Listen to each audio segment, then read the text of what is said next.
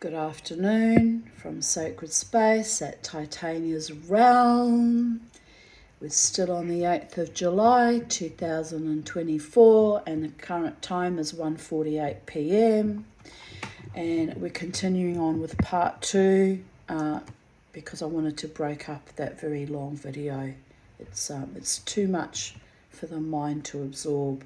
It's almost too much for my own mind to fucking calibrate from, but it's my lived reality and my truth, and I'm, as always, telling my stories out for the, I don't know, hopefully edification of someone that needs to be made aware of these things and know that you can get through anything, babies, by the grace of the gods and by your own will at times. So we continue on.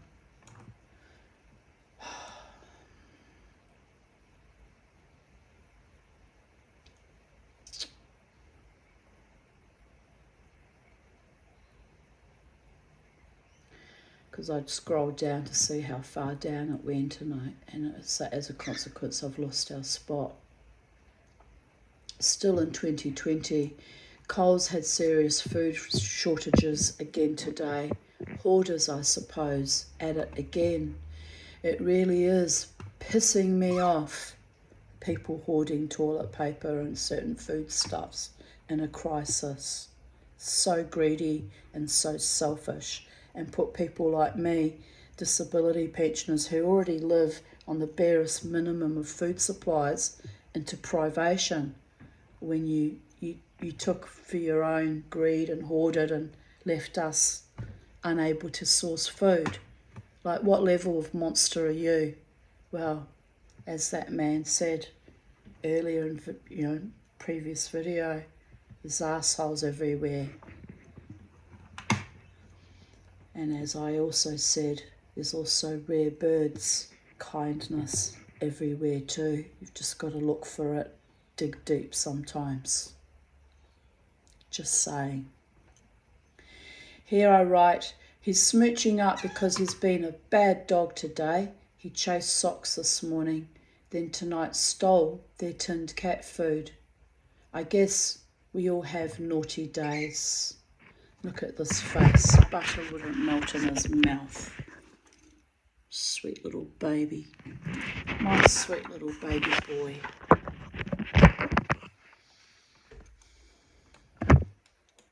8th of July 2019. I had a lovely day with Jared. I felt weak and slightly dizzy until the late afternoon. Then I perked up for a while. We watched a show called Flowers on Netflix, which was a quirky, dark comedy. I do love the British and their darkly florid way of looking at life, except when they're pushing my buttons about Dave or some other thing. But anyway, you have to laugh. There's no button pushing. There's no buttons left to push now because I've eliminated all the dickheads out of my life, and I only have wonderful, loving friends in my life at this moment in the space-time continuum, and no lovers and no one to cuddle up with, and but I'm okay with that because I'm waiting for the right one, and that's perfectly acceptable. Anyway, here I continue writing. It must be all those low ceilings and constant dampness and I don't know, ancient trickster sprites fucking with everyone's minds. I should like to visit England one day. I briefly was there at Southampton to board the Elynis on our return voyage to New Zealand when I was 8. But I remember nothing of it except perhaps the train station. And Pontefract lollies I could buy on board ship. But today has been a lovely day. Thank you, Jared, for putting up with me and my expansive Hyperborean declaimants all around IKEA. Love you. It was a bit hypomanic, a bit silly around IKEA. But we had fun regardless. Jared is cooking a roast chicken and Penny has plans. She had plans for some roast chicken, Charlie. Oh, yes, she did. The champagne bottle is a water bottle from when once we had champagne. I keep them and recycle them and use them for water. So don't worry, Mama T can't afford to drink Veuve Clicquot every day or Moet Chandon. They're just recycled bottles because I like recycling things. Yes, I know, bye-bye. Mama, say mama. Mama. Mama. Mama T, I love you. She says that, I'll fall off my chair. Jojo Leeson, my friend that I knew from the casino days, and Irish Murphy days, we danced many years together, wrote, have the same plans as Penny. And I wrote, pity the champagne bottle was an empty one I used for water, laughing my ass off. And then I shared a photo. This was in 2019, by the way. Jared cooked an amazing meal. Matter of fact, I could do with a nice roast dinner right now. I should go to Carindale and go to one of those, those food outlets where you can buy roast beef and veggies. I feel like that right now. But my throat's sore and it's cold and I don't really feel like going anywhere. Oh, I've got pumpkin soup I made last night that I could heat up though. That would be nice. Morris asked, what food is it? Jesus, Morris. I wrote back, roast chicken with potatoes and pumpkin. Catherine Holdsworth, who's also a casino friend that danced with me for years, wrote, how wonderful of him to do that. Wow. And I said, it was. And then I wrote, yes, Lynn brought me dinner on day 3 too. I'm lucky to have 2 such devoted friends. Also grateful for the love and support from all my friends who comment and cheer me on. 2019, I was still recovering from that surgery, so, oh dear goddess, that was a horror, a real horror. Jared and I went to IKEA and bought crates to make pet steps for Bobo so he can get into bed without driving me crazy, because I used to have to lift him up and pull him up into my bed, but I couldn't post-surgery because I was, still in pain and struggling. He was not keen until I got Penny to go down them and show him how it's done. Then he owned those steps like a boss. And they're actually like wooden boxes, which after he passed away, I pulled them apart again and used them now for storage. So, it was a good investment, a gift that kept giving. Still would rather have had my Bobo alive though.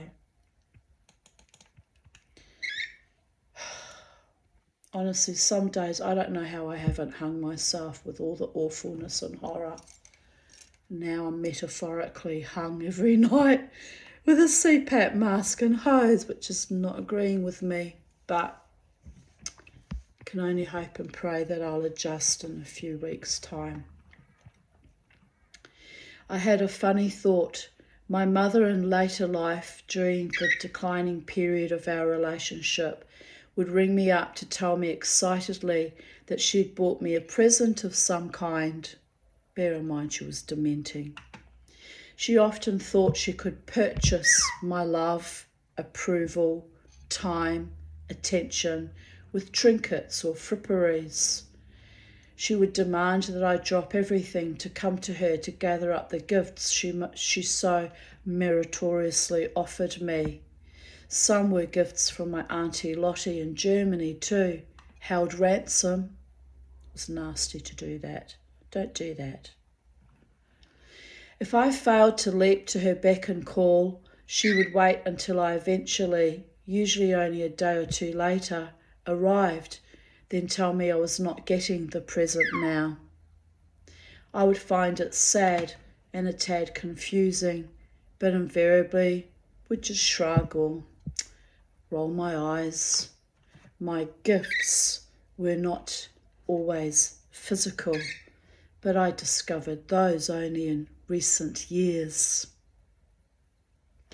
So at some stage I made a little intention for myself that I would never, ever be bought and paid for like a trussed-up old whore.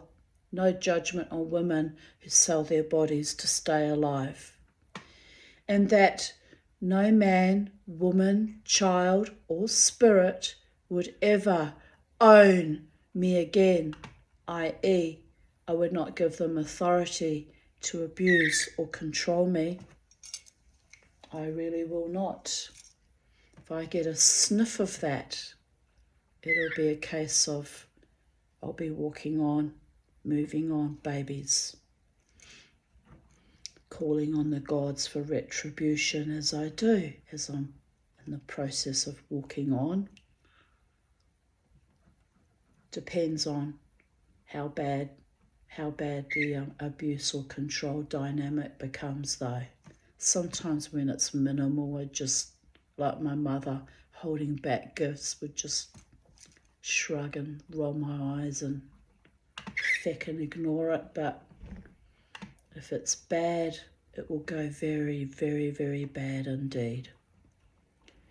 I ask God to bring back to me all that was meant for me by divine right, all the blessings, goodness, even my own success that had been stolen from me or purchased for me, then declined through no fault of my own, but that I refused to play narcopathic games. Then a very weird thing happened. Buck Shearer, who had turned my mother with so much ease as she already hated me, against me, and had spent the last 10 years of his life divesting me of my rightful inheritance with salacious, vicious wills, a fake DVO, and other arrant, vile mischief, up and died.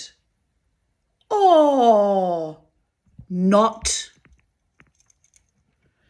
The public trustee and adult guardian, well aware of the abstemious corruption they had also actively enabled, allowed me, the Tanya, to have my mother's remaining chattels. How very kind of them. Amongst her belongings, I found not only some of my own possessions she had somehow acquired when I moved out of her home in 1996, but I also discovered gifts that she had told me about but withheld from me out of spite, like the metal Viking torque that I wore until the wire braiding split apart, a symbol of my victory over my terrible, toxic family. A few years after that one broke, and the gold one my former sister, half-sister, had bought me broke too, my daughter bought me another wolf torque in, of all places, Glastonbury, England, and I never take it off. It's actually lost some of the twisted wire embellishment that went around it, but I never take it off. And when this one completely breaks or falls apart, I'll either make my own one or I'll buy another one. She bought me a wolf heads because I am a woman who runs with the wolves. It's a book by Clarissa Pinkola Estes, and a very powerful book. Saved my life when I was about to leave her father, by the way, reading that book. And talks about archetypes, marrying too young, the wrong kinds of men, the archetype bluebird who had bodies piled up in his dungeon for women he lured, pretending to be a wonderful, loving, kind man, and then as soon as their wedding night he would murder them. Well, my husband didn't murder me directly, overtly, but it was a long, slow chipping away at my mind, body, spirit and soul. And then when I said I was leaving, he did pay someone to strangle me. So Bluebird is as Bluebird does. Just took him 10.5 years to enact it. The dirty, low-life scum motherfucker.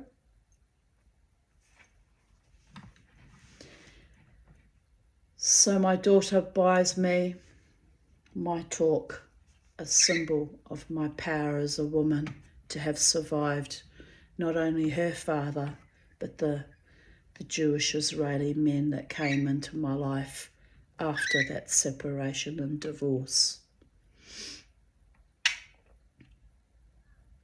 The magic is strong with this one. My spirits and guardian angel want me recognized as a woman of valor and a warrior goddess. Every woman in my family, either consciously or in my half-sister's case, rather unconsciously, recognized my spiritual status, as I had had to fight since infancy for my tiny, ignoble, absurdist place in this world. I'm going to have to put the heater on, it's freezing in here. So I shall take my small intrinsic honour and bury it deep. And I bury it deep within my heart and mind.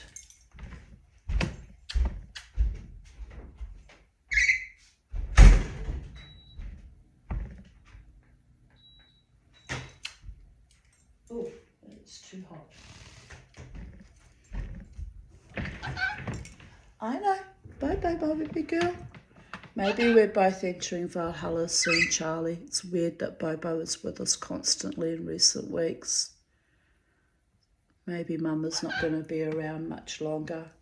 Isn't it a shame that when I finally fall in love again, after many years of being shut down, I've fallen in love with a man who's married and unavailable, but who's, showing me so much love and sweetness and kindness, and it's just delightful.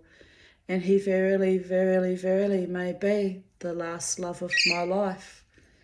And it will be unconsummated because he's married, and I'm not going to destroy a man's life or marriage over what? Something that might turn ugly one day anyways. All my other relationships have historically done. I'm not prepared to take that risk for myself or for my beautiful friend, who's only ever shown me kindness and respect and genuine care, by the way, even telling me not to mosh my crazy old mummity neck to zombie. But he may be the last love of my life and the last opportunity to have a real love, and it's sad. It's sad, but it's also beautiful. And as I say, I gratefully receive and accept the love shown to me, even though it's not of a sexual, passionate, romantic nature, although at times he has been a little bit romantic with me. So, not in any way that's sordid or inappropriate, just being sweet and kind. That's where I'm at 59 years of age. Skirting the drain again, fighting with everything I have for my love, for my potential lover to manifest one day in 3D reality and be available to me. Don't know who that is. May not have met him yet, but Scott and Juddy both in the past 10 months, really year, have both shown me sweetness and kindness and affection and attention and admiration and even awe sometimes. And I'm so grateful to you both. You, and also, you know, I'm not favouring Scott and Juddy either, but I'm really touched how sweet Juddy was with me on Friday night. But also, let's not forget Ness and Nathan and, you know, Paulie and Luke. You've all been wonderful, kind friends to me in the music scene for many years now. And I'm grateful for you all. And may Goddess bless you all, by the way, from the Tanya's heart and soul to your hearts and souls. If at any stage in the future I don't make it, remember that I honour the love you've shown to me. And in recent years, particularly since this whole COVID thing blew up, I still remember one night after dancing. In those days I was dancing at, you know, still at the Live Wild Bar Casino, and Alter Egos, you know, finished for the night, and Scott came up. It was a very unusual thing for him to do, because back in 2020, you know, we weren't, I had always danced in front of him, you know, my little spot in the corner of the stage, as I danced for all the bands, and I danced for him for many years prior to that, Irish Murphys and the Elephant, but we'd never actually kind of, you know, gone into like a more what was it? Intimate's not the word. We'd never actually kind of hugged each other before, or, you know, got closer like that before. But I remember he the gig finished and I was exhausted because I'd poured all my energy into my wild dance. And he came down, I still remember it, he came down off the stage, and usually what happens is as soon as they finish, they leave, and they don't even say goodbye to anyone, they just leave it. I'm the same, I do that too at the end of my nights of dancing, because you've just expended all your energy and you just want to pack up and go home. Well, they're packing up all their equipment, which takes a lot more energy still, whereas I can just flounce off, right, because I don't have equipment to carry with me. So anyway, he did a very unusual thing, and I've never forgotten it. Scott, if you watch my videos, it's very sweet of you and heartfelt, but I was annoyed about it, to be honest, just with the best intentions of the world, you know. And instead of walking straight off with Luke and Paulie and leaving, you know, the Treasury Casino Live Wire Bar and going down to get paid and down to the car park, as they do after every gig, he crossed the floor, approached me, came over to me, and I was like astonished, because it was so, I don't think he'd ever done that before. It was so out of character.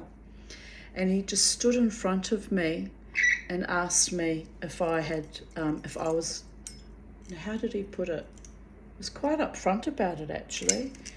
He said, he asked me if I'd had the, you know, the transubstantiation of the bioengineered kind. And I said, no, I won't be participating in that programming. Scott, he just looked at me and went pale, completely pale. He said, but Tanya, you know, I know you're an asthmatic, because he's, over the years they've all seen me with my inhalers, coughing and struggling from time to time, because I still go out even when I have asthma, because I won't let my poor health stop me from living my best life. Unless I have a full-blown contagious flu or, you know, illness, I don't stay home unless I know it's contagious, right? So he said to me, I know you're an asthma, Tanya, and that you have bad lungs. And he said, I'm so worried for you. I'm so frightened. If you don't do this, you could catch COVID and you could die. And I just looked at him a little bit annoyed because I realised, this is what we were all told, that we would all automatically die if we didn't have this, which has been proven not to be true now, but anyway. So I understood he was following the party line and the programming and the propaganda and what we were incorrectly told, And so I just looked at him and I said, Scott, it's not that easy to die. He looked at me in shock. I said, it's really quite difficult to die. I said, ask me how I know. I said to him, if you look me up in the shamanism group that I had to leave because that turned toxic and rancid too, but I said, you will see I wrote on there in the shamanism group on Facebook, if they've kept it up there, I don't know if it's still up there, a chronological timeline of all the times I nearly died since birth. I said, by the time I was 7, I had nearly died, 4 or 5 times. And in my whole entire life, I have nearly died about 12 times. He just looked at me like this. And I went, so no, I will not be taking any substances into my body of my own free will that I don't personally trust. I said, if I'm meant to die and my time arises that I shall die, then that too is my fate and my destiny. And no amount of fighting about it or jumping up and down, throwing tantrums or crying about it will prevent that from happening. We all have our time, I said to him. So, take a dose of harden the fuck up and carry on and live your best life and don't buy into the bullshit. Said, you do you. You have as many of those substances as you want to invite into your body autonomy, but the Tanya will be dying as a pristine human. Well, not quite the case actually, because I caught COVID in October last year. But back in 2020, that was the plan. Am I right? Pristine human. Bear in mind, I already had quite a few other invasions of the artificial kind in my body, other vaccines that were toxic and caused damage to my liver. Ironically, the same vaccine that was supposed to protect my liver cost me my gallbladder, I'm quite certain of it.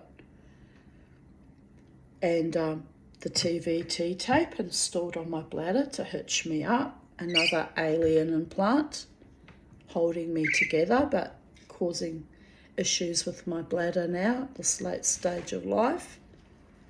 So there were reasons why I was not willing to take on any more artificial inseminations of the bioengineered kind, by the way.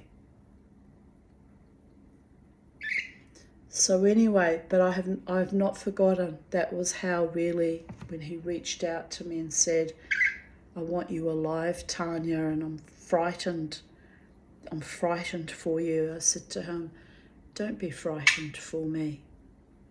I choose how I live my life, and I choose, ultimately, very likely choose my own death eventually too. Certainly if this keeps carrying on the way I'm struggling at the moment, but I've promised my psychiatrist and my urologist that I would give CPAP another try, and it's only been 4 nights, so I've got to give it the whole month.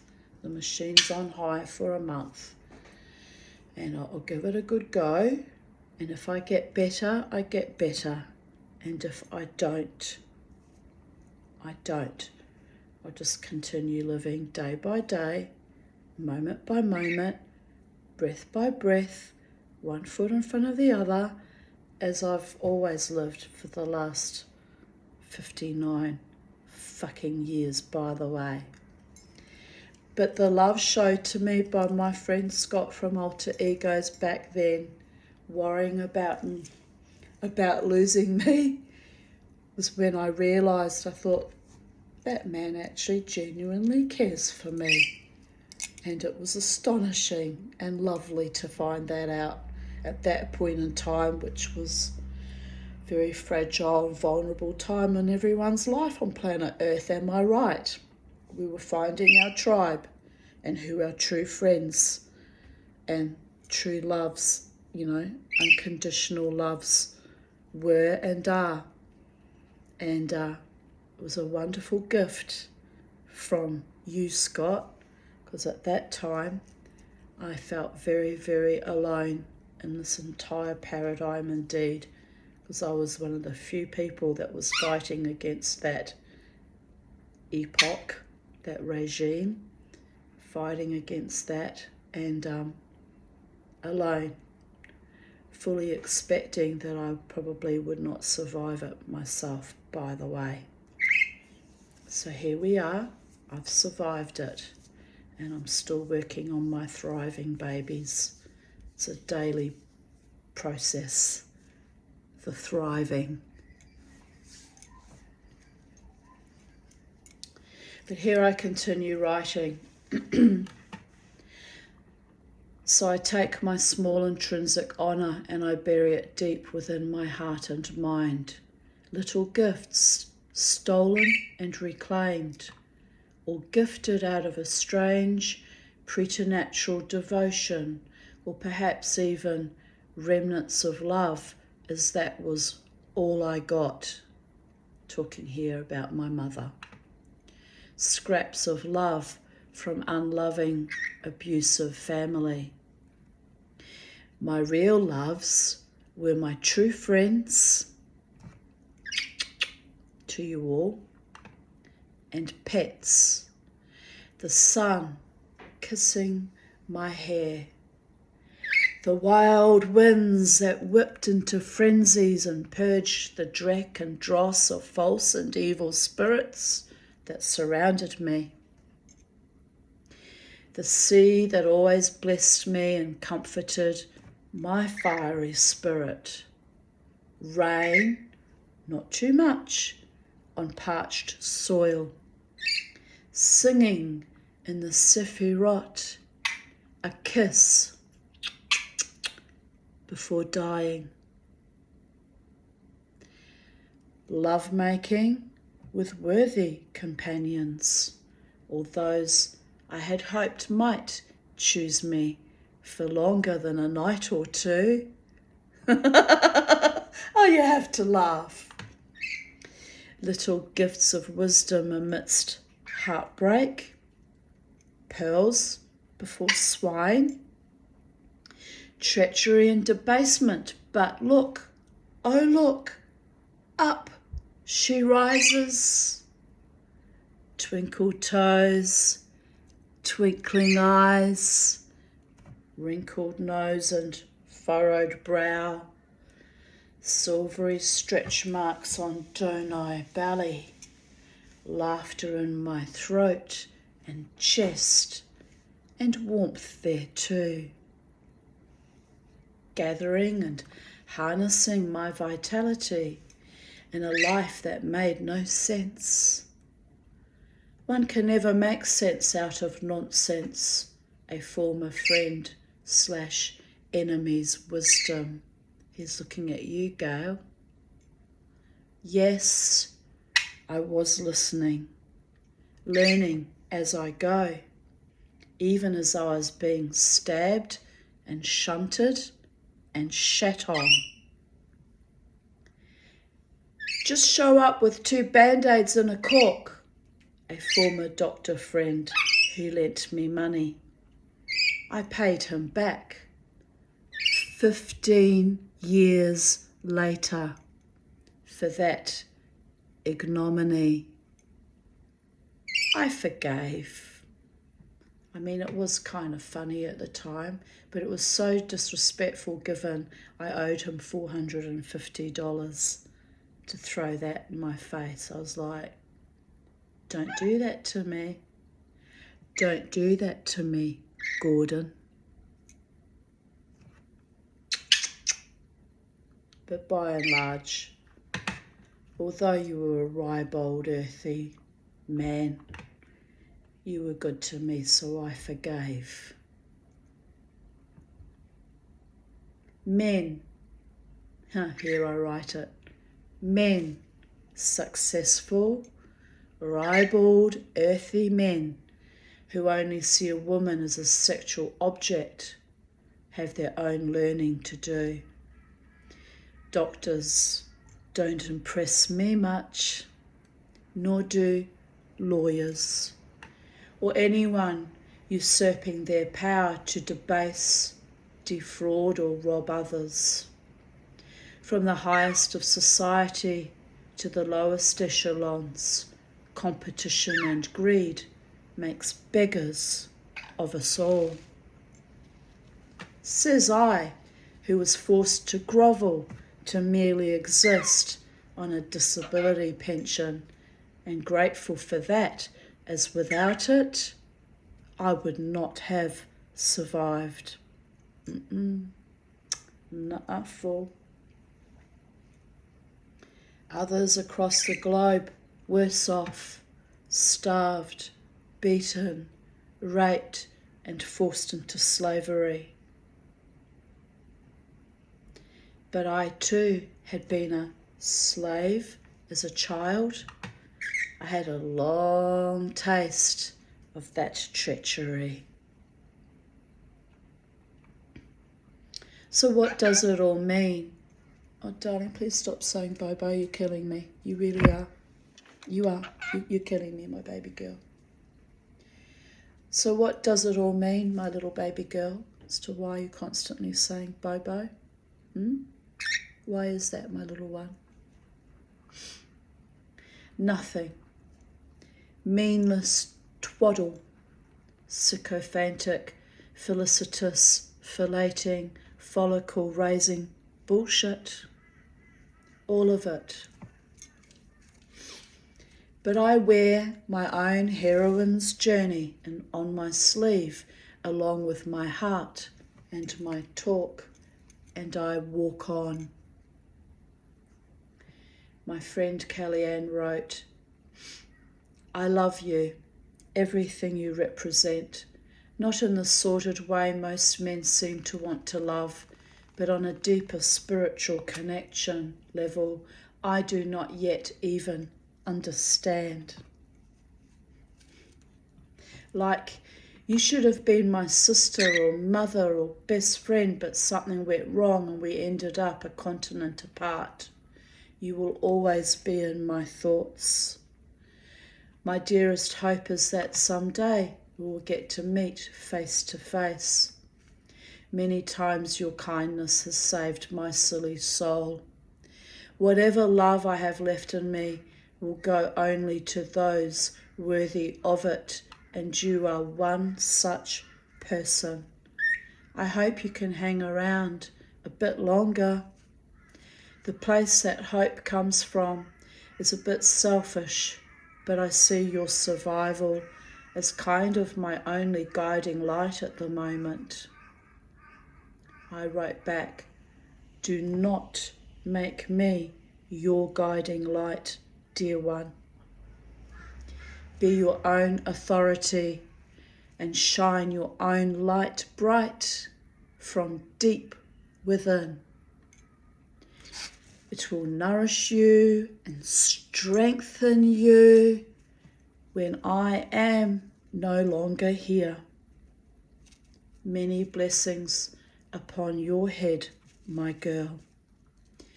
I am an unworthy mother, sister, daughter,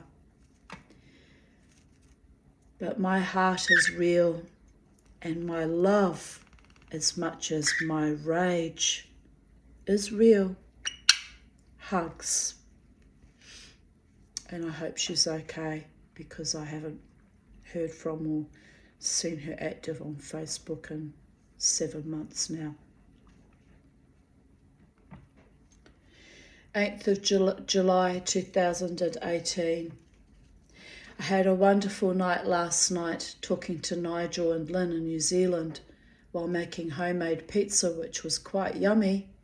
I ate at 11:30 p.m, then hit the hay and slept like a baby until my 3 cats and dog had some weird feral bouncing off walls party at dawn. Little bastards.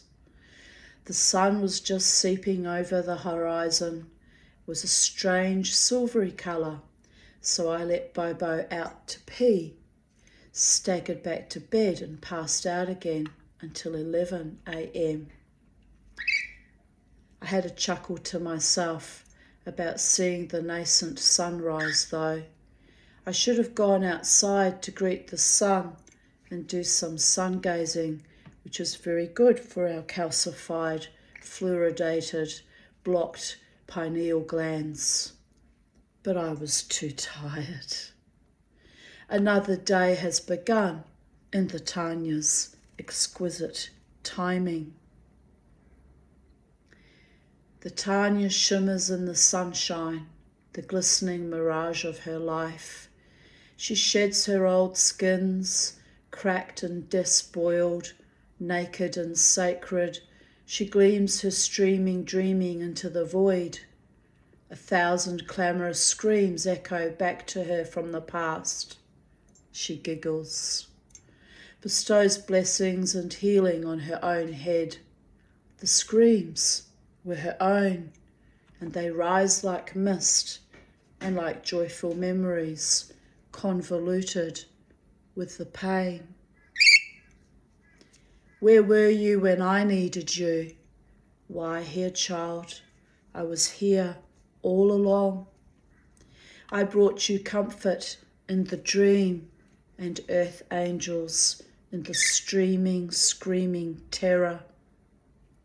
They came to you as gifts, and they stayed with you as long as they could to protect and defend you, to hold you sacred and precious, to love you when love had only ever been a false, debased and tortured beast, a foul mimicry and a mockery of a jaded, faded mockingbird. Oh, how they loved to sing that to your infant, already traumatized and programmed brain. Taught you love had to be bought and paid for, begged and pleaded for, plotted and declaimed, when all along love was you. Oh, little Pippikin girl. They jostled and hustled and muscled their way to own a piece of your broken heart.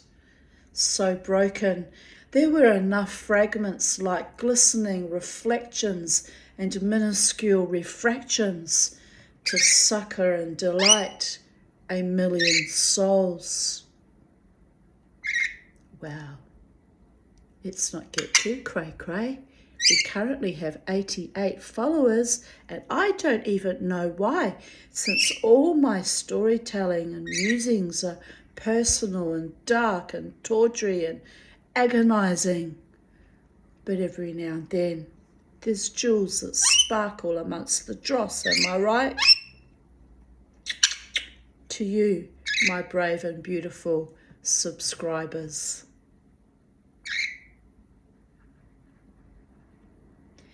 Ever diminishing returns, my love, but in the hologram matrix it remains replete and complete and infinite. My unfaded copycat mimicry, it flaunts and jaunts and turns again, unbroken in the dream, seamless in the scene. A song is heard from on high, be it angels? Nay, giggling. It is the song we birthed you into your existence, the song of your spirit and the music of the spheres. We made it from your keening, and we embellished it from your blossoming, and like a lotus flower, its resonance can be seen unfurling into infinity, for you are the one we needed when we seeded you into existence.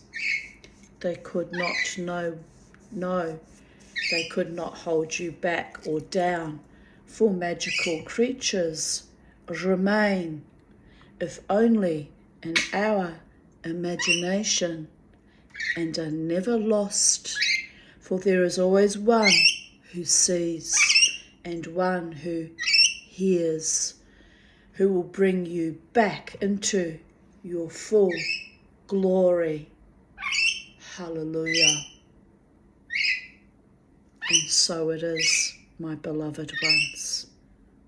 I'm witnessing and experiencing that in recent months, even in the past year since we lost Beauregard.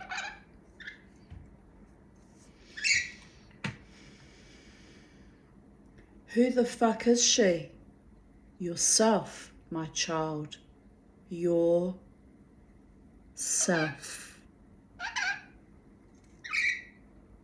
Bobo. Perhaps he's come back in recent weeks as an angel. Charlie's constantly calling his name, and that, my friends, is both confronting but also a little bit comforting. Bobo. Say, I love you. Oh, are you scared of that birdie up there? Say, I love you, Bobo. He loves us. The gods love us. Oh, what are you reacting to out there? The honey eaters. They can't get you, Charlie. It's a whole window between them and us.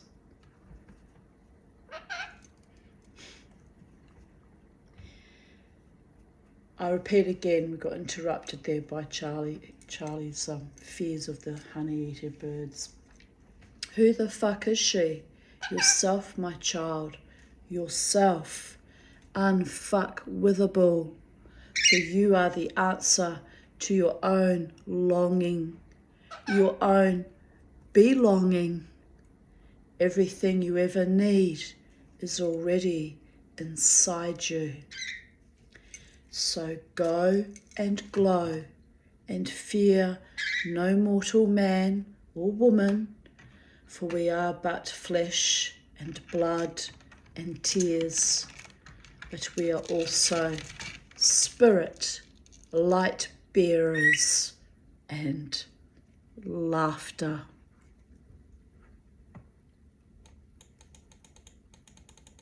Now remember, this was written in 2018 of even date, and can we say Mama T, as usual, was a little bit prescient.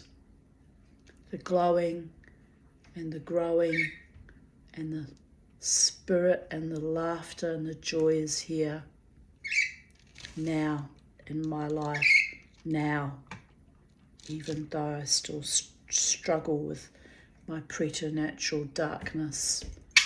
I am surrounded and bathed in much agape love and light and courage and fierce determination to keep me alive.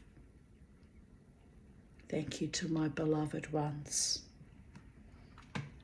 my doctors and my friends.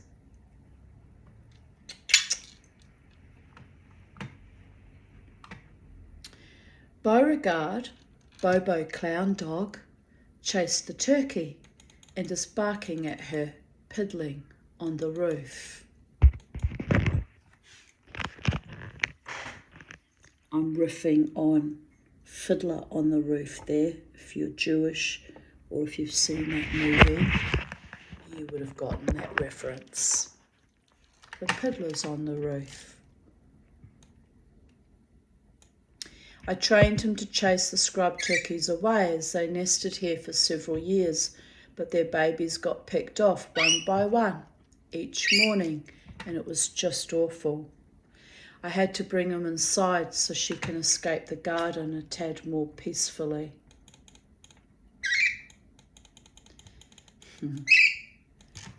Here I shared a meme. Fit-ish. Semi-fit, kind of fit. Someone who likes the idea of being fit, but equally likes food. And I wrote, I have a fit-ish fetish.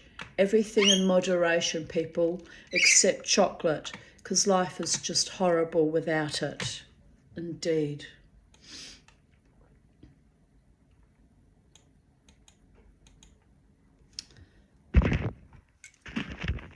My politics are my own, but I just found that delightful.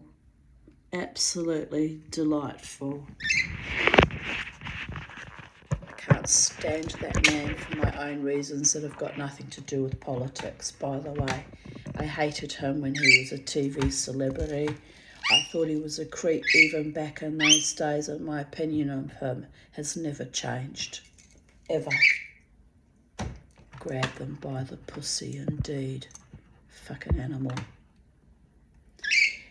In response to sharing that meme, I wrote, ha ha, ha ha ha ha, ha ha ha ha ha ha ha ha ha. Deep August chest heaving breath. Ha ha ha ha ha ha ha ha ha ha. Again. Peas a little in my lingerie. Ha ha ha ha ha ha ha ha ha. Oh look, Trump made me wet without even grabbing me on the pussy. Wet of the peed my pants kind, because I laughed so much when I saw that meme. These last 3 posts were unconscionably stolen from my friend from the hip shooters, Billy Williams. Credit where credit is due, as integrity is everything, even though I am a Facebook art/meme/commentary pilcher. But I just thought this was absolutely stunningly beautiful. My friend, we're not close friends, but I've danced often for his band over the years, the Hip Shooters. They're a blues band.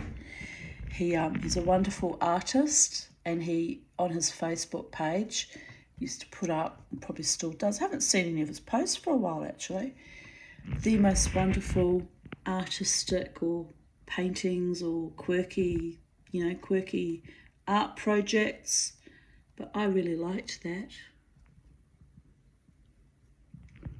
The eyes being the window to the soul. Yeah, thinking about it, he hasn't been active much on, is Facebook holding back friends from showing up in my feed? It's odd. Haven't seen him active lately. Anyway, I'm sure he's okay, but I'm more worried about Kellyanne. She has serious health issues, very serious health issues. So I'm worried about her, but I've left messages and there's no reply. I don't know what's happened. 8th of July 2017. Cold, foggy night, glad I stayed home and kept warm. I feel much cosier and calmer now. My friend Catherine wrote, I did the same thing. And Terina wrote, me too. And Rachel Walsh wrote, in the cold winter weather, I love snuggling up in bed. So whether I'm reading a book or watching a bit of TV, I just love to feel all snuggly and cuddly with the doona up high, right to my chin. I was born in summer. I'm not really a winter person, and I must stay warm. Bed is the warmest place in the house. And then she shared a sweet little cartoon. Damn right I'm good in bed. I can stay there all day. Gorgeous girl. Love you, Rachel Walsh. You gorgeous girl. I spent decades lying in bed trying to survive my life alone, struggling with 2 small children, with severe major depression so bad, even I don't know how I'm still alive. But there is that. 8th of July 2016.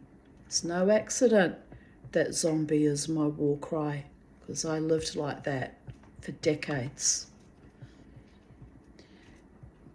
8th of July 2016. Rough night. I went to sleep around 10:30 p.m, utterly exhausted.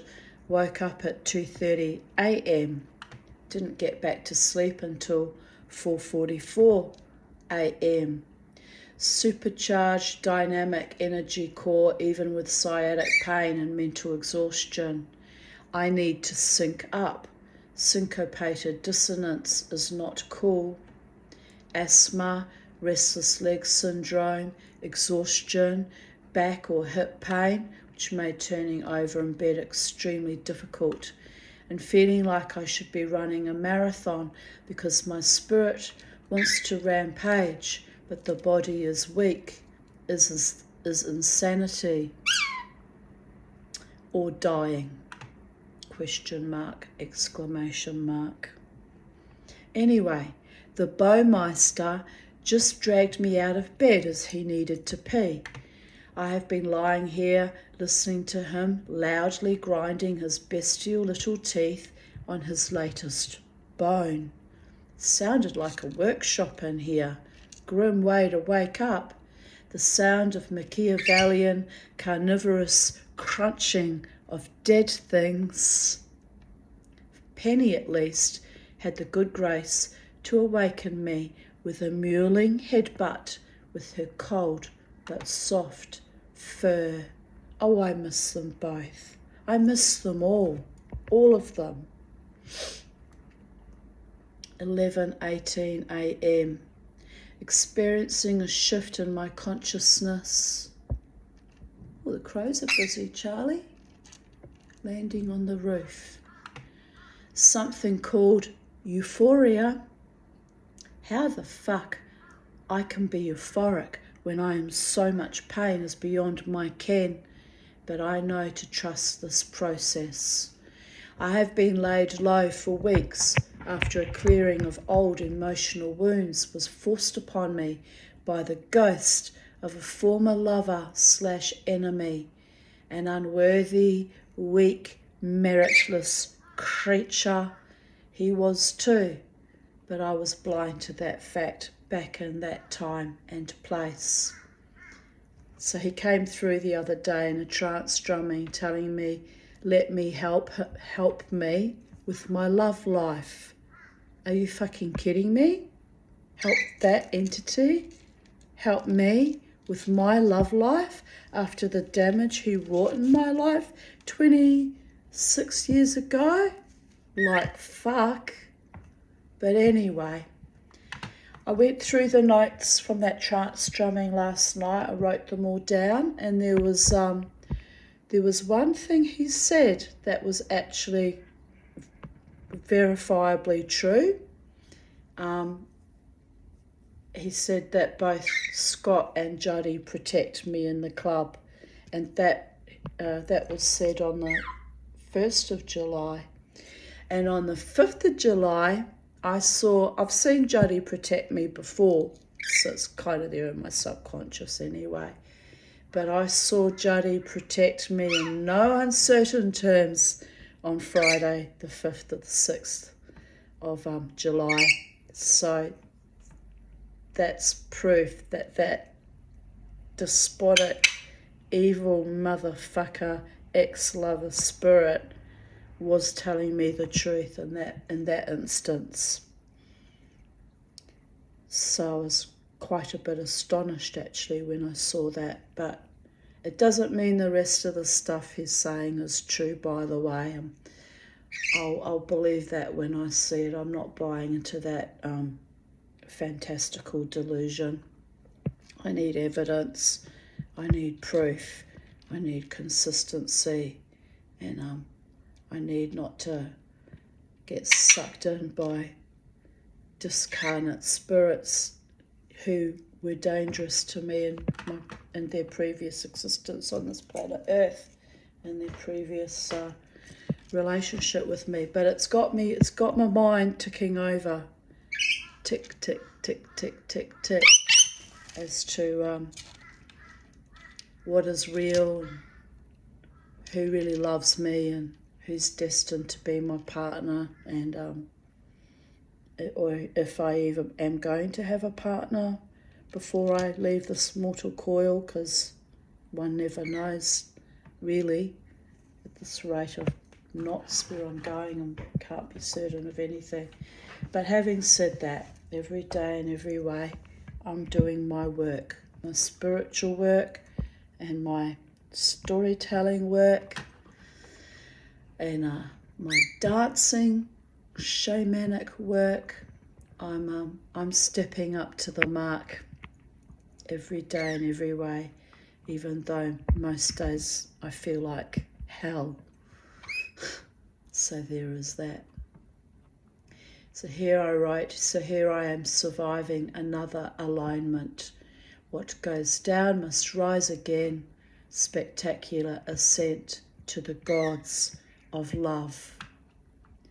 Arise and shine and reap the blessings of the gods and Adonai, which means my Lord, whom I stand before and whom will not release me from this binding to planet Earth until I have completed my mission, whatever that is. Blech. Still don't know what my mission is.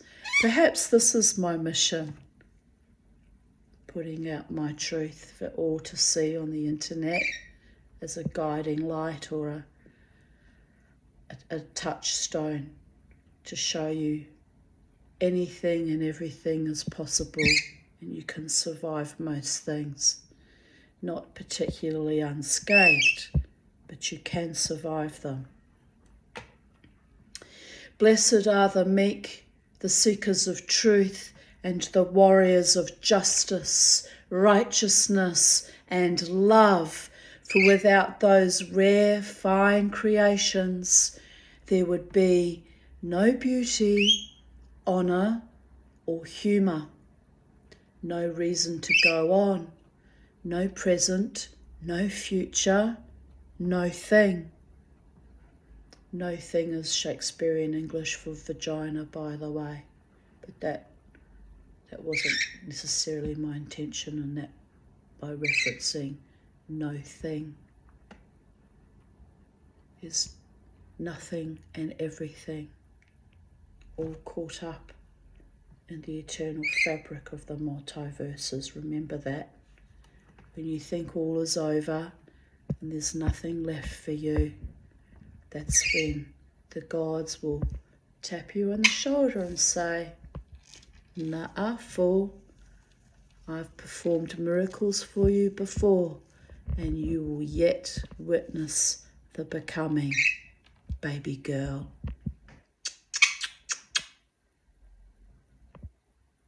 I'm grateful, multiverses.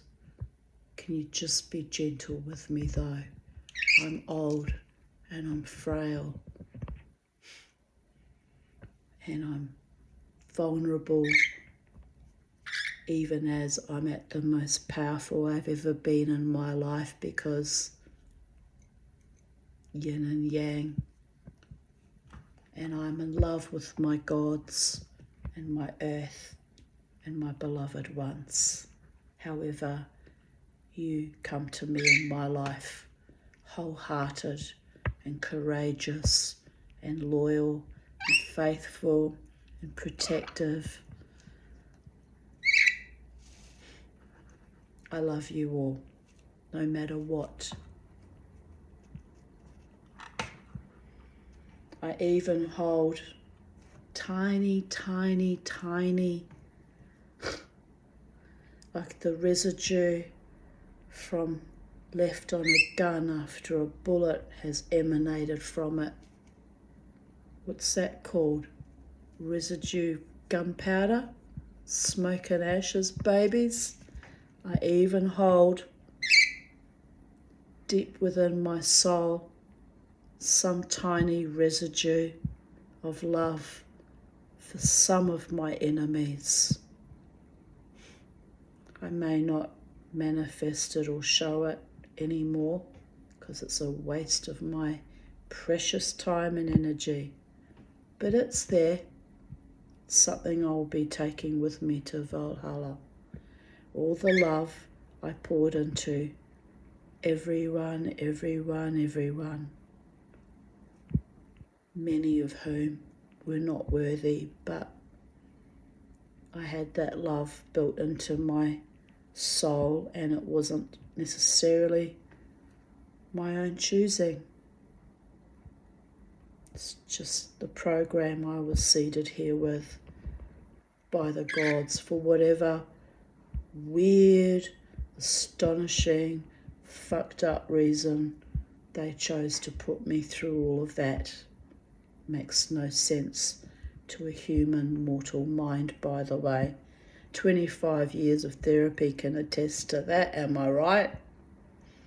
Although my doctors worked hard at keeping me here alive and mentally clear and free as much as possible in my own body, mind and spirit, given what I know about humans.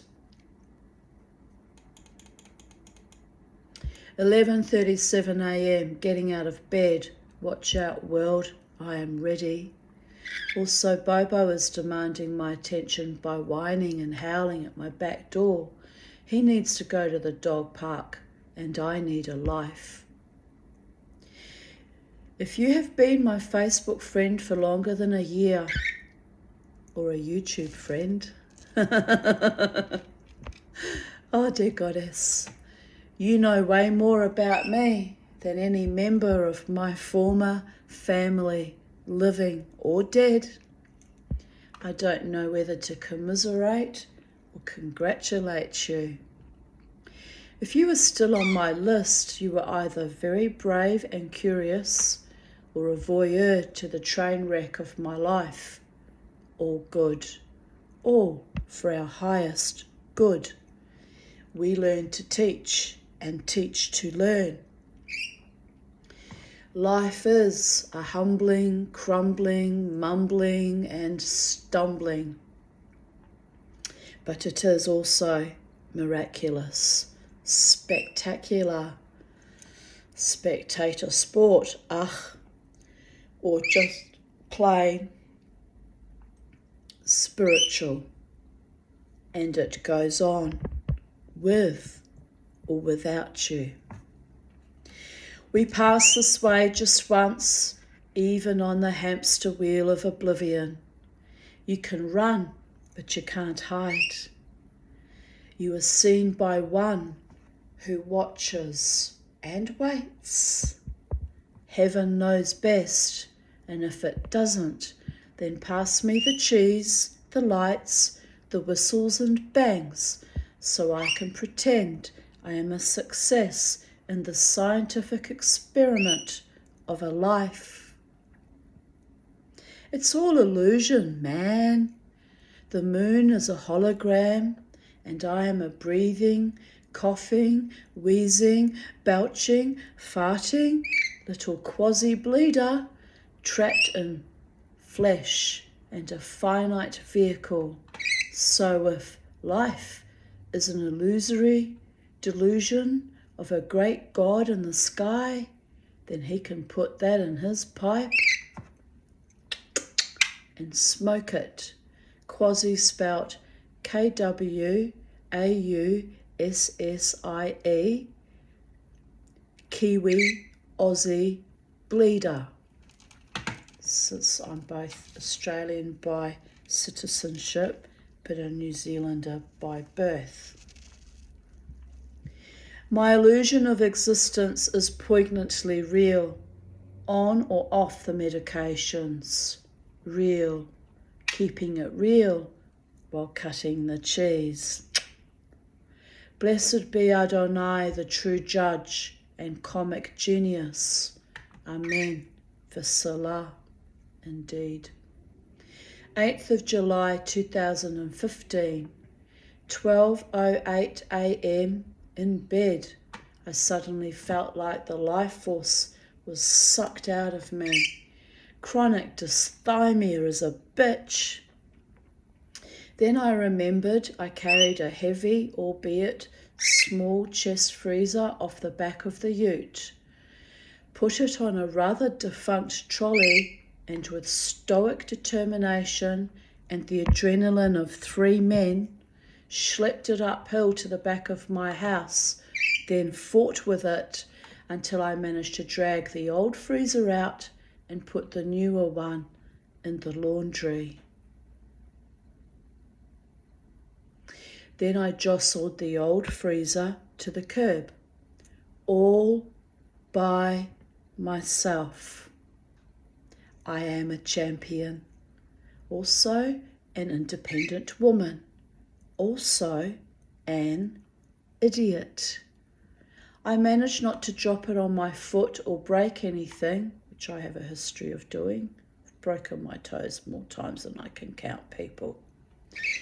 Then I realised why I am tired, smiley face. I rang my bank to chase up the $300 Coles Express defrauded me. So another struggle, but that will get resolved, I hope. Tomorrow I see my psychiatrist. He will have the letter for the court prepared. Hopefully I don't need to use it. That was because I was being threatened with defamation threats. Louise wrote, "Shame there was nobody to help you, Tanya. Have a good rest. Hopefully you will feel better soon. Kiss, kiss." Sally wrote, "You should have called me, Tanya. I would have come. Glad you got the freezer though. And what's with Coles?" I replied, "I hired a ute from Select at Coles Express Shell service station. They charged me twice $150 for a bond instead of crediting the original bond back to me. I phoned them as soon as I realised their mistake. They promised 3 times that their manager would ring me back to reimburse the money. They didn't. Eventually, I got so angry and frustrated, I rang my bank and lodged a fraudulent dispute. It can take up to 45 days to get my money back, but the bank will handle it. Thoroughly disgusted. Nothing is simple or professional anymore." This was back in 2015, people.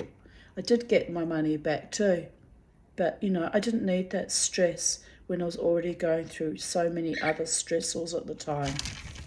That was the worst year of my life, 2015. The absolute worst year of my life. And I've been through other really bad years, but I think that took the top. That was number 1 of the top 10 of worst years of my life. I almost didn't survive that year, to be honest. 10:17 a.m. I woke up early. Might as well get up, let the chickie babes out and make a cup of tea. I have a debrief this arvo. So tired, such is life. 11:49 a.m. back in bed. Don't feel good today. Asthma is back and my mood is very murky. Blech. Too much stress lately. Indeed, baby girl. Here I posted a meme. Albert Einstein reporting a conversation with an unnamed but important theoretical physicist regarding telepathy. He, "I am inclined to believe in telepathy." Einstein, "This has probably more to do with physics than with psychology." He, "Yes, telepathy is real. I have it very powerfully at times with people I'm fond of or close to or have a mental connection to. I have it with my psychiatrist very powerfully at times. I have it with Jared and Lynn, with Crystal. I have had it actually with Sally too a few times. There's someone fairly recently, I'm not going to name, that I realised I was picking up on his loving thoughts too. And I don't want to say in case I'm mistaken and got it wrong, because I can get that wrong, but I'm fairly sure that I'm accurate about that too. So never fuck with the Tanya. Good, bad or indifferent. My telepathy can be very, very attuned and even astonishes me at times. I've taken that I've started logging times and dates, and just in case, because I do worry about overthinking things or potentially going mad or spiraling into dementia or some other fucking epic horror. So I like to keep a record of things just so I can tap that on what is my mental capacity and what is other people's.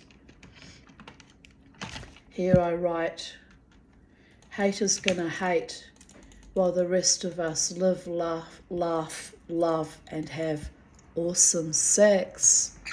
Oh, Tanya. Well, that hasn't manifested yet. Here I wrote, I wish, winky face. My friend Jared sent me a photo of this, which I thought was an excellent idea. I really liked the idea. He wrote, can see you pushing your chooks around like this. A little pram made out of like a little bird cage for their chooky babe. Someone obviously in America did that. Isn't that cute? Yeah, it's a little buggy. It probably used to be a child's little baby buggy. That is so cool. Maybe I should do that for you, Charlie. You already go for walkies around the neighbourhood with Mama on your little perch that I made for you. We haven't had a walkie the last few days, have we? No. And today it's raining, so I don't feel like walking today in the rain. But it would do us a power of good to be out in the garden. I know. Me, definitely. Tabs would love it. Tabs was my hen Tabitha. A Rhode Island red, I think she was.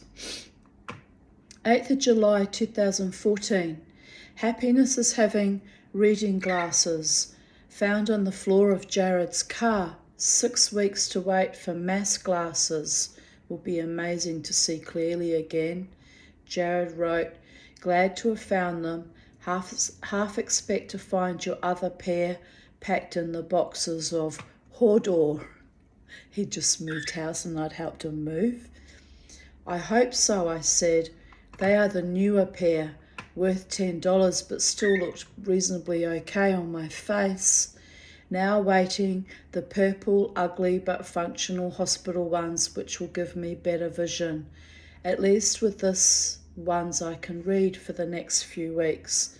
It was doing my head in, peeping through a tiny peephole in my fist to read a few words at a time, which kind of worked in an emergency, believe it or not, astonishingly. Works, but definitely looks weird. And can I say eye strain? 8th of July 2013. Up and at 'em again. Had another long nap. Can't seem to function these days. Haven't felt this week since the March 12th when I had the septic arthritis. I hope I shake this bug soon. Later I wrote, still sick, chatted on Paltalk from my boudoir, then took Bella for a quick walk, now feel worse even though I rugged up. Jared, here we go. Jared visited at midday and brought me lots of New Zealand lollies. So now I am a happy little Vegemite with a sugar overload headache, but well pleased with myself. Jasmine, that's my younger daughter, who's been estranged for many years, stopped by for 30 seconds to give me back my citizen certificate. She only wanted to know me when she could use me for something, that sort of person. Awful it was. Phew. Scary to lose those things. I was not happy about having to hand it out. to be honest. I might head back to bed and watch Game of Thrones or sleep. 8th of July 2012. Okay, weird random thing. Yesterday, Arvo, it's 1:22 a.m. Sunday now.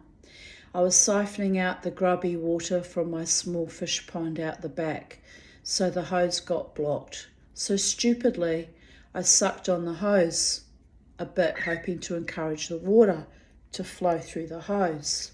Yup, you guessed it.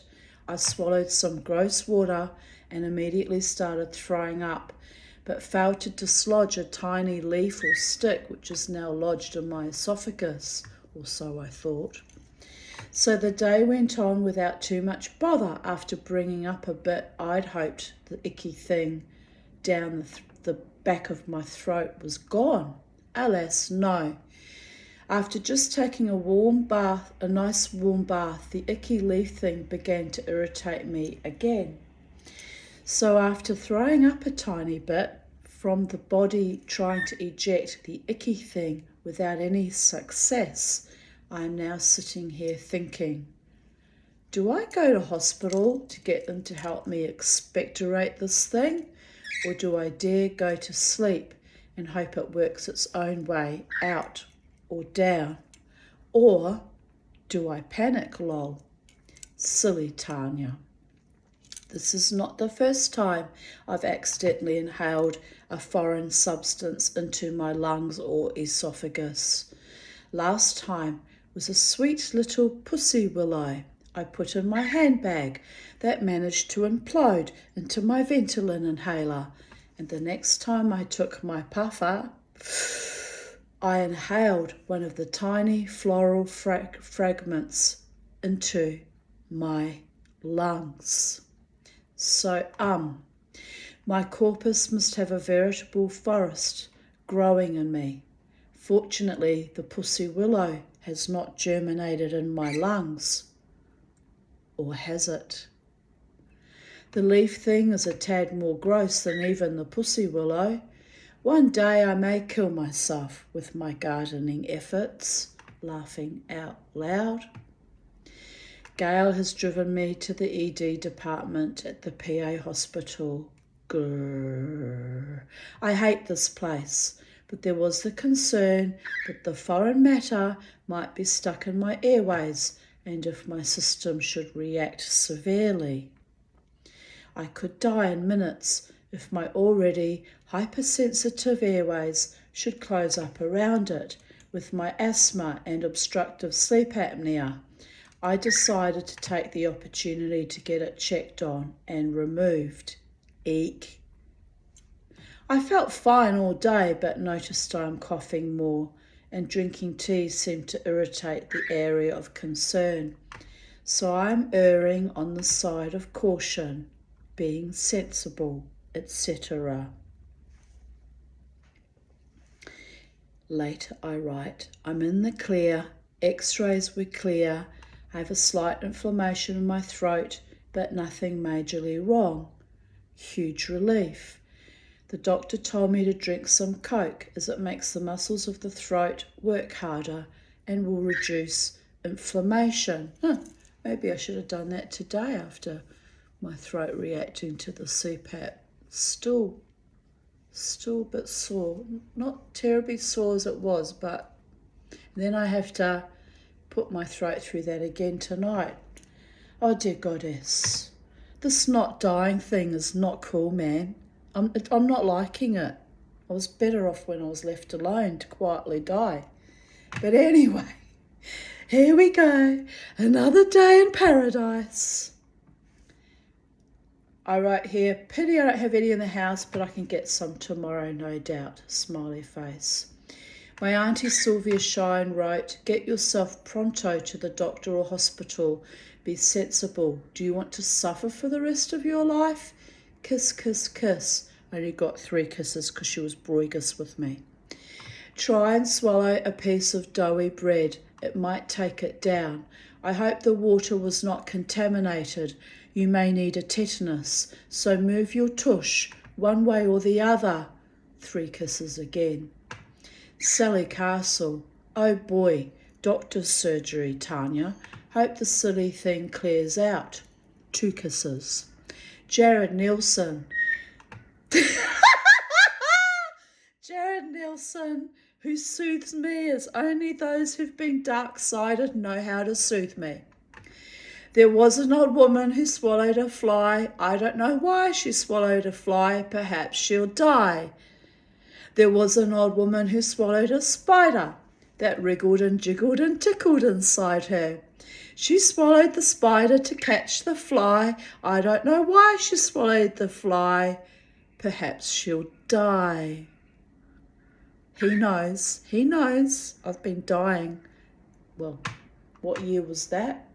2016, I think I said. What year was that? 2014.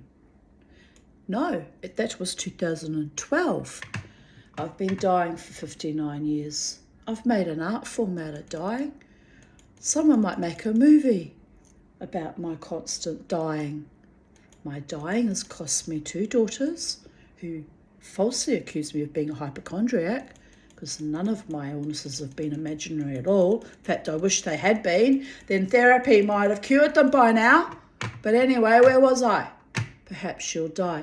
I wrote back, Jared, you were so mean and funny. Yes, he is. I will let you pay me out as you were there for the Pussy Willow incident, which was most embarrassing and gross. Me vomiting bits of floral fragments behind the train ticket office was a highlight. Ha ha ha! This was quite similar. How do I explain to my doctor that I have a foreign agent in my esophagus and a pussy willow in my lungs without falling down laughing with embarrassment? I do promise to go to hospital if my airways close up. Day 2, and I'm still alive and still laughing at my own stupidity. So that could be a good thing. Smiley face. Mama T intrepid as ever. Intrepid and resilient in the face of my ridiculous health issues. Jared writes back, I have a little pussy and her coat is silver grey. She lives in a great wide meadow and she never runs away. She always is a pussy. She'll never be a cat because she's a pussy willow. Now what do you think of that? And I replied, I think you are a brat. And my auntie Sylvia wrote, some people have no compassion. She's a little bit right on that level though. Sometimes there's a little bit of gaslighting involved. Me, it's all good, Sylvia. Jared's been putting up with my shit for 20 years, try 32 years now. A very dear friend, even if he does have my kind of schwarzer, that means black, sense of humour.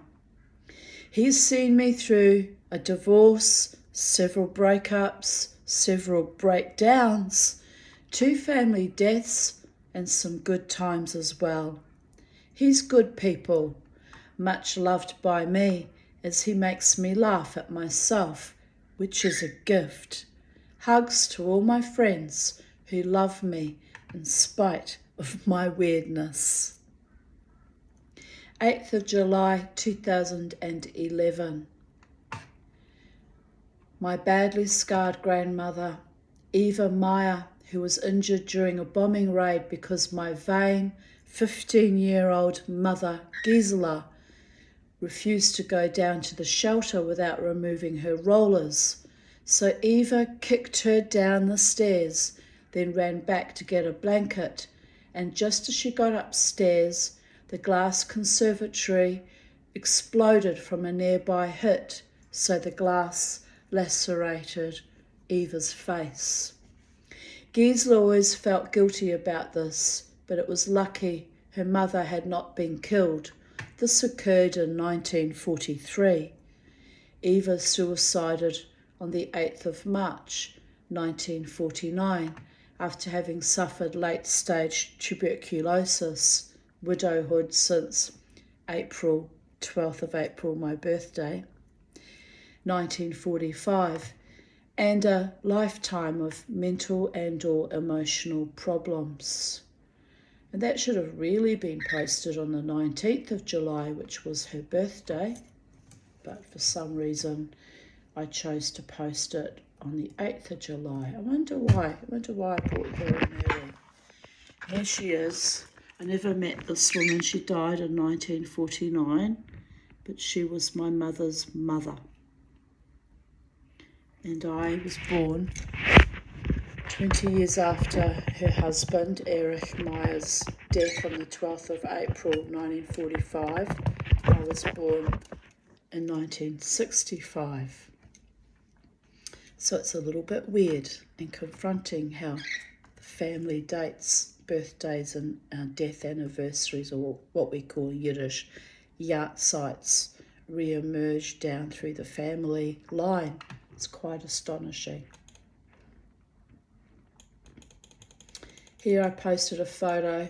Abe Phillips, my grandfather, my father's father.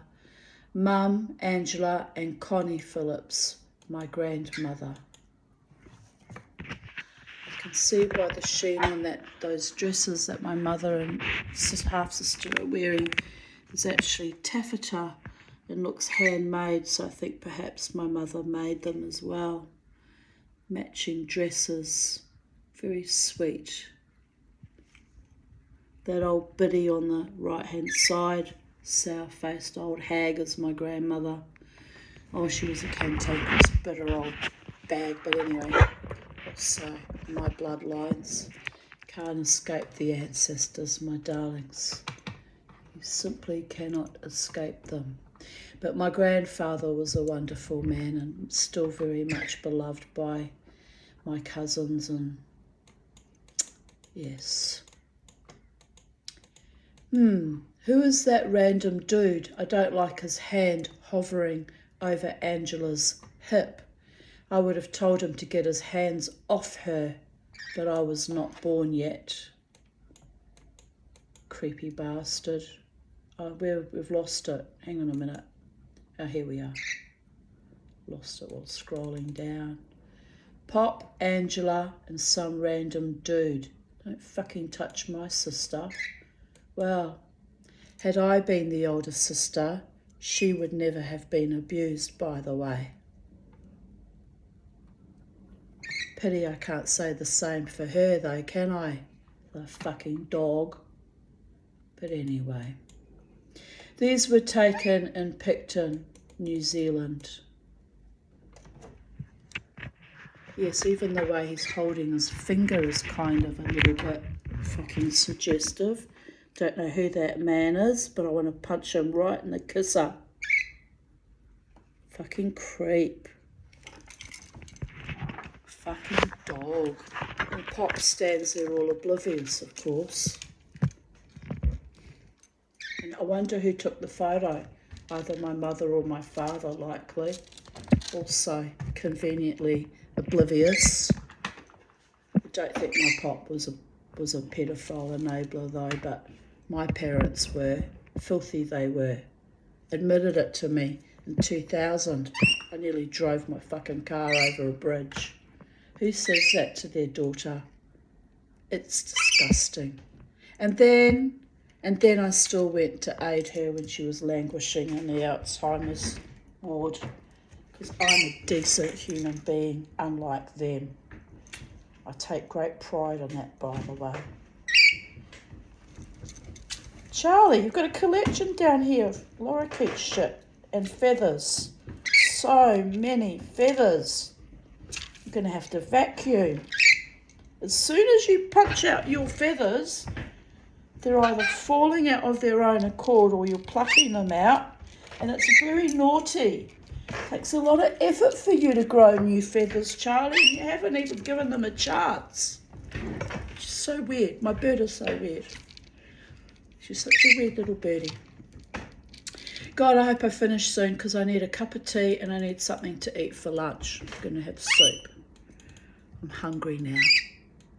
And this is so sore, I shouldn't press my hand against it. I'm going to have to loosen my mask a bit because it's literally bruised my entire face. Look, for the love of all the gods. Why did I listen to my doctors?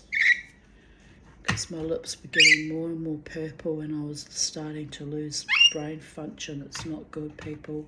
What am I going to do? What am I going to do?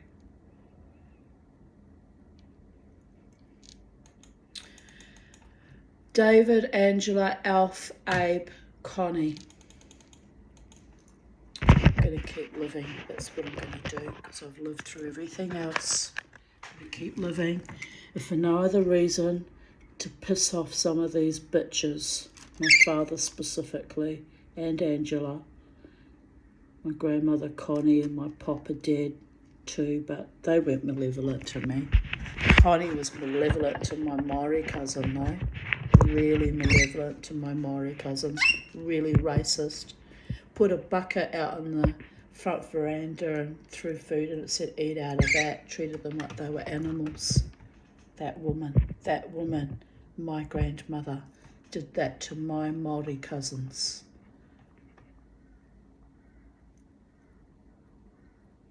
Is there any hope for any of us from my Phillips line to have come out of all of that?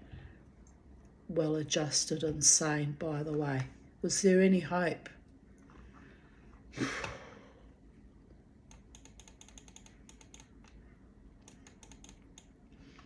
My former sister, like me, loved the ocean. It was our safe haven, I suppose. A feeling of freedom while surrounded by predators, indeed. Yeah, I do look swollen there. It's got worse as the day's worn on. It's hot to the touch too. Oh no, I'm hot to the touch everywhere. Oh well, it's freezing cold in here too, even when I've got the heater on. Anyway, happy thoughts, my darlings. Happy thoughts. My former sister, like me, loved the ocean. It was our safe haven, I suppose. A feeling of freedom while surrounded by predators. Is that who that creep was that was pointing with his finger down, like, you know, fuck you kind of attitude? They didn't even pick up on it. Alex Lemashuk, Ukrainian, I believe. Angela thought he was molesting his kids as well, I wrote.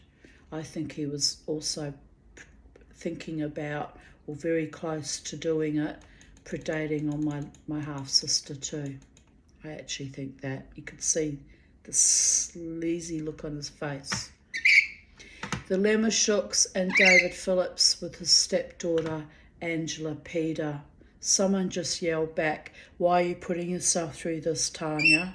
And I'm yelling back, because it's the truth and we will have our truth, dogs. Because that, trust me, was one of my family of origin, not liking them being outed. The Lemashuks and David Phillips with his stepdaughter, Angela Peder. I don't think my father predated on her. I don't, but if he did, by the gods, I will find him in every echelon in hell he is, and I'll kill him over and over and over again.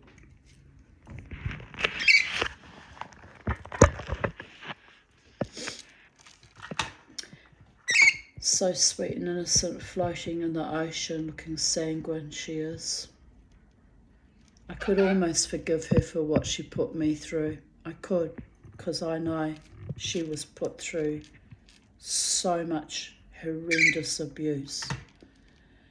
But she did not need to stand back and let them continue on the pattern with me and then turn around during the will dispute and tell me that she was wiping her hands of it and by the way, I'm dead. No. She didn't need to do that. Kick me when I was down. Don't do that, motherfuckers.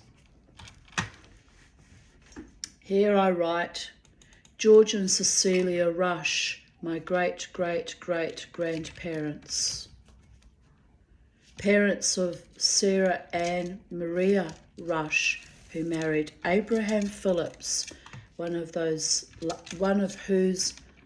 What are you doing, Charlie? You're scratching my laptop. Get off. No, and Bobo's not here, he's in Valhalla.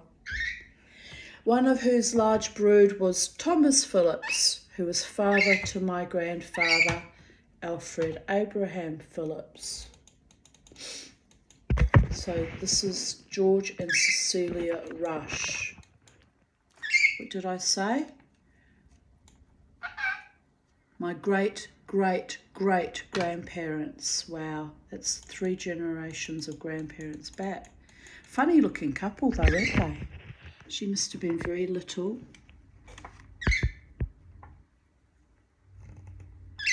Cecilia was quite a woman.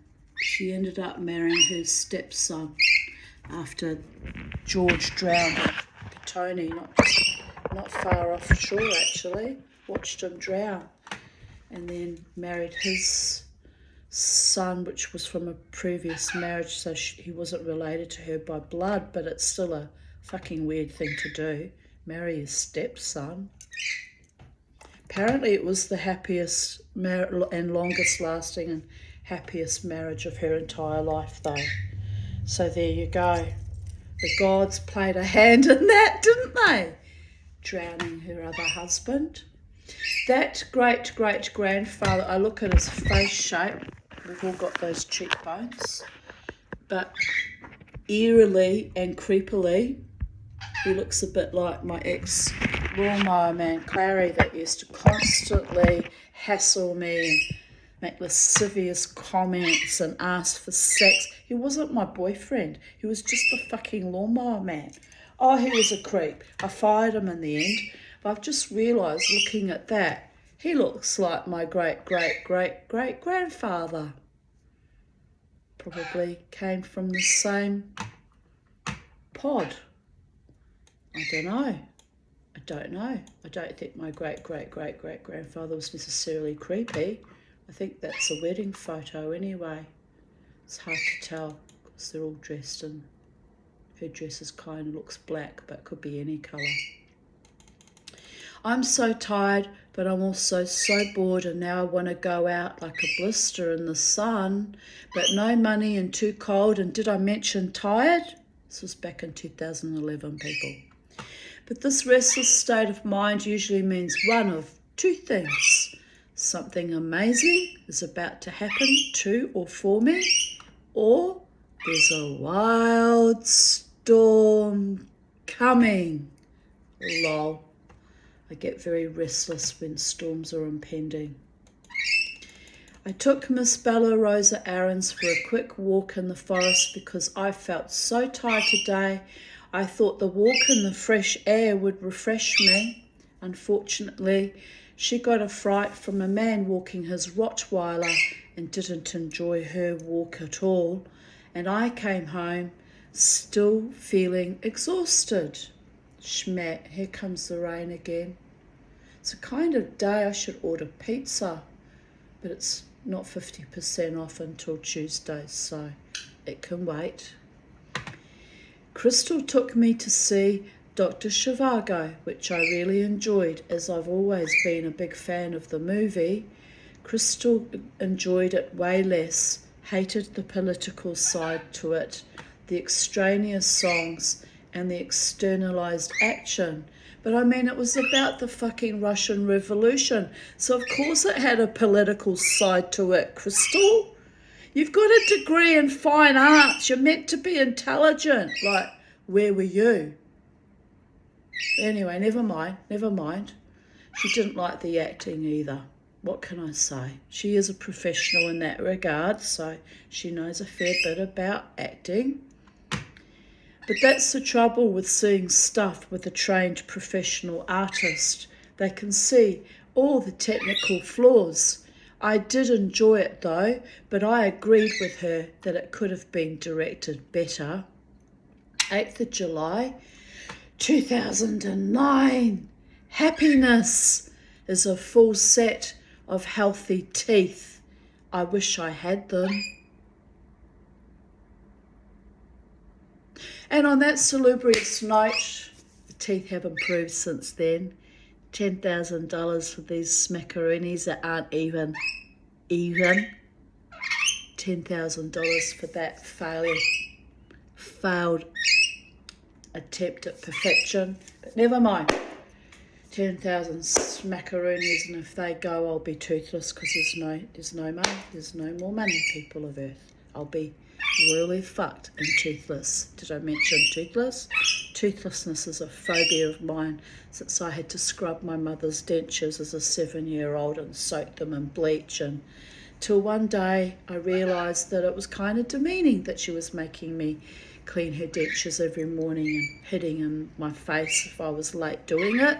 So in true classic little Tanya style, I got revenge, and the only way I knew how was I didn't rinse the dentures all that well and left a fair bit of bleach called Genola in New Zealand, liquid bleach, still on them.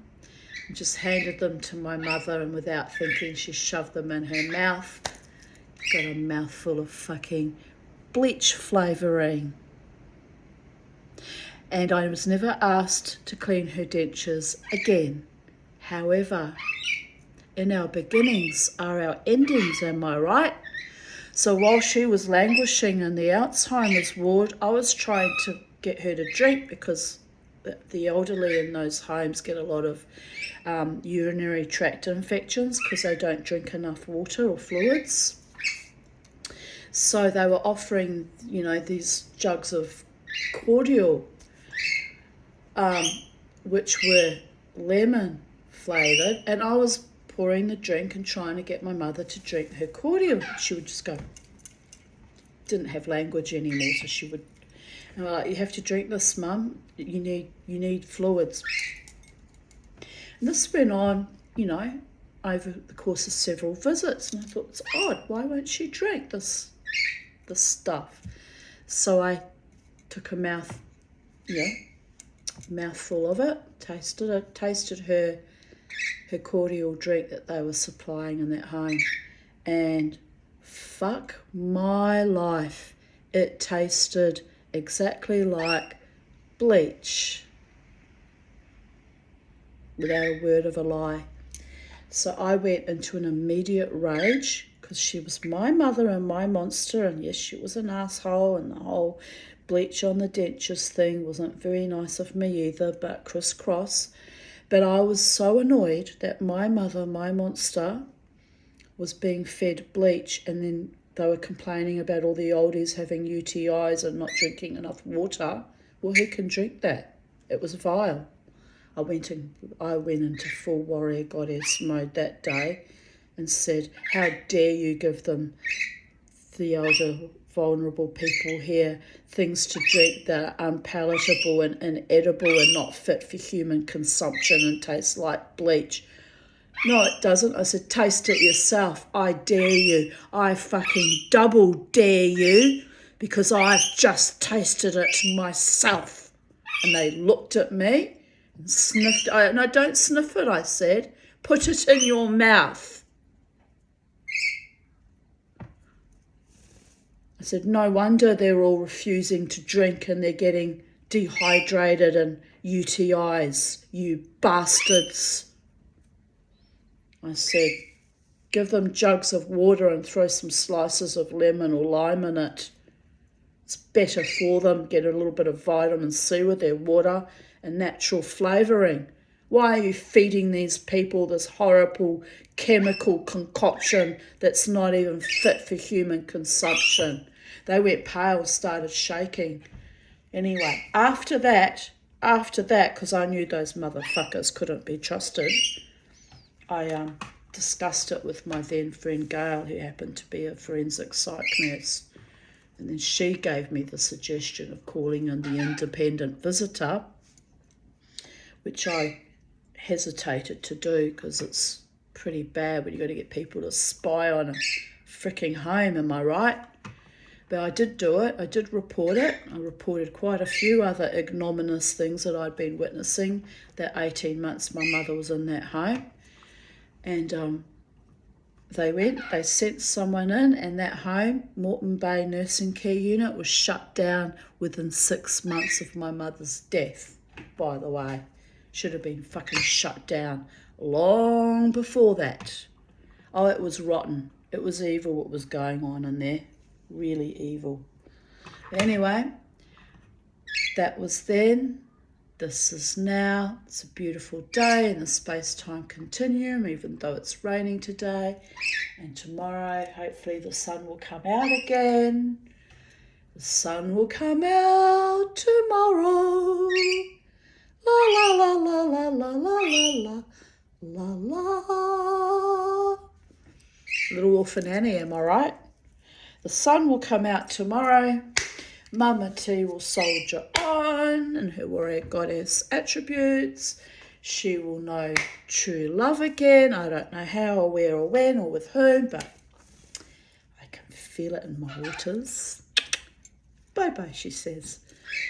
The birdie and the Bobo spirits and all the ancestors that surround me with true loving intentions, not those arseholes that want to interject on my readings about what they actually perpetrated on myself and my sister.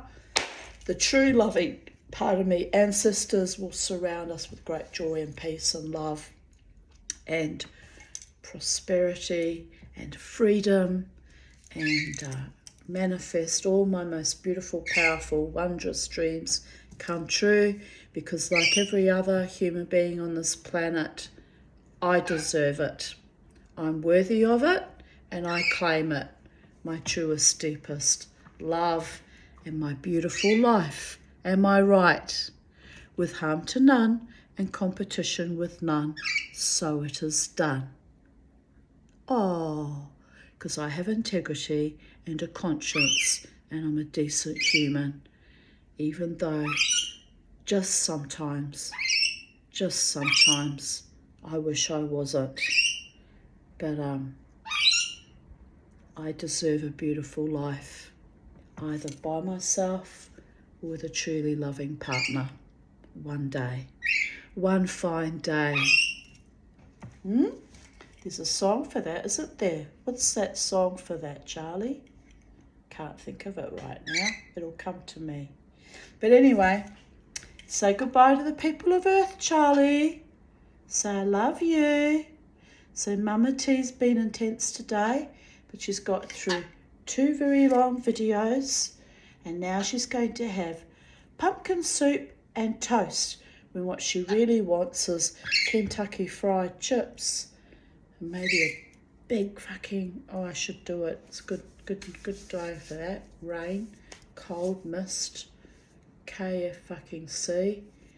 But I'll see how I go. I'll have the soup and the toast, and then I'll hopefully be satisfied, and maybe I'll make mashed potatoes, because when I crave chips, I'm actually craving filling my guts up with starch and stodge. Or I could make pancakes like I did yesterday for breakfast. I could do all sorts of things. Or I could crawl back into bed. Or I could sit up and watch TV. Or I could dream great dreams. Or I could make jewellery. Or I could manifest my beautiful life. But anyway, Goddess bless from my sacred space to your sacred space. And no matter what, be happy. Bye-bye. I love you, Bye-bye. I love you, Charlie. No matter what, be happy. Never ever let the bastards grind you down. And don't ever go down without one hell of a fight, because you, people of Earth, and I, the Tanya, are worth it. Big agape love. Oh, big agape love. Bye for now.